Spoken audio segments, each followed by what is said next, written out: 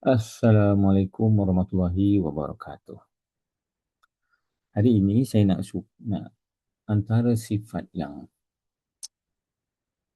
perbuatan yang amat disukai Allah SWT ialah syukur. Lain syakartum la azidannakum wa lain kafartum inna azabi lasyadid.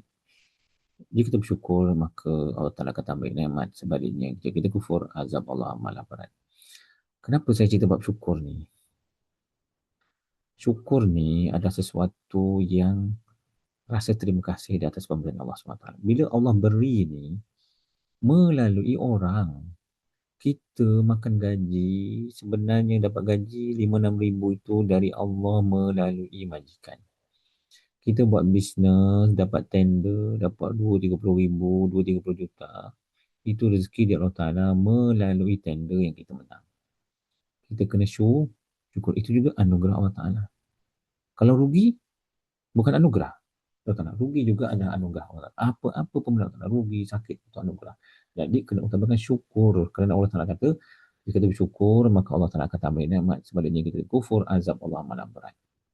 Itu pentingnya syukur. So kita bersyukur tu terima kasih. Kerana jika kita kufur, syukur namanya kufur. Kufur dia tak tahu terima kasih. Dan kita akan, hidup kita berantakan dan rosak binasa. Kita ni, di dunia ni, macam nak cakap kan, bukan katalah Pak Haji dah tua, boleh lah. Kita orang muda-muda ni, susah Pak Haji. Oh, kata dia kan. Betul. Tapi syukur, terima kasih dulu. Sebab syukur ni satu benda yang ajaib. Gratitude adalah sesuatu yang powerful. Kita bersyukur. Kita dapat gambarkan macam mana syukur. Mana terima kasih. Apa pun Allah Ta'ala beri terima kasih. Sebab Allah Ta'ala tidak pernah beri yang sia-sia pada kita. Afahasibtum annama khalaqnakum abasa. Apakah kamu mengira bahawa aku jadikan ini semua sia-sia? Tidak. Semuanya ada manfaat. Walaupun demam, walaupun sakit, walaupun rugi, ada manfaat. Jadi sebab itu kena syukur dulu. Syukur daripada Allah Ta'ala. Apa Allah Ta'ala berikan. Syukur, terima kasih ya Allah. Terima kasih nikmatnya ya Allah. Terima kasih. Terima kasih itu dengan menggunakan, bukan cakap Alhamdulillah saja. Alhamdulillah kita tak. Menggunakan nikmat yang telah beri itu untuk tujuan makin rapat dengan Allah SWT. Begitu je sebaliknya, kalau Allah telah berikan kesakitan, gunakan kesakitan itu untuk mendapatkan keampunan daripada Allah Ta'ala. Gunakan kemewahan itu untuk mendapatkan keampunan dan daripada Allah Ta'ala. Itu tanda syukur, bukan tanda ucap Alhamdulillah, tapi guna, jaga, bangunkan semua anugerah Allah Ta'ala ini untuk mendapatkan ampunan Allah Ta'ala, untuk mendapatkan keridhaan Allah Ta'ala, untuk membantu orang lain, untuk menyelesaikan, untuk membangunkan agama dan sebagainya. Ini perkara yang pasti ada dalam diri kita. Jika kita gagal laksanakan ini, jika kita jadi orang kufur, rugilah kita. Rugi sangat. Hidup ini tak lama. Syukur dulu. Syukur. Kadang-kadang cara kita, ya mungkin kita tak puati dengan majikan, dengan siapa saja. Jangan sampai tindak tanduk kita itu menjurus kepada kekufuran. Kita nak menuntut hak kita, silakan. Boleh.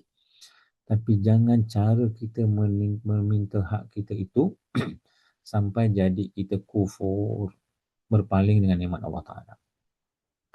Seolah-olah Allah Ta'ala tak pernah beri apa-apa kat kita. Dari hidung rambut dia kata kaki ni. Mata boleh melihat, telinga boleh mendengar, mulut boleh berkata-kata. Kan ini kan kesyukur tu dulu.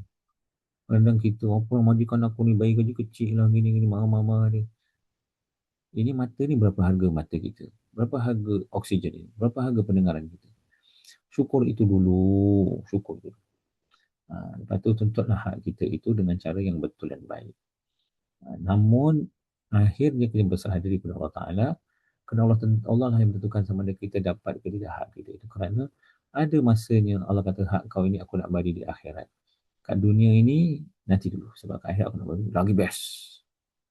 Itu kita tertanam dalam pemikiran kita, kita tanam dalam pemikiran kita perkara-perkara yang baik itu, tanamkan supaya kita senantiasa melakukan kebaikan, kita senantiasa melakukan perkara-perkara yang memberi manfaat kepada kita melalui sifat syukur, berterima kasih dan elakkan dari kufur, iaitu sesuatu yang menjadi asbab kepada kita tidak ataupun kita berpaling daripada kesyukuran tersebut. Kufur nikmat, tak kerti terima kasih, itulah dia. Semoga ada manfaat keberkatan dan Allah Ta'ala berikan nikmat yang besar kepada kita. Assalamualaikum warahmatullahi wabarakatuh.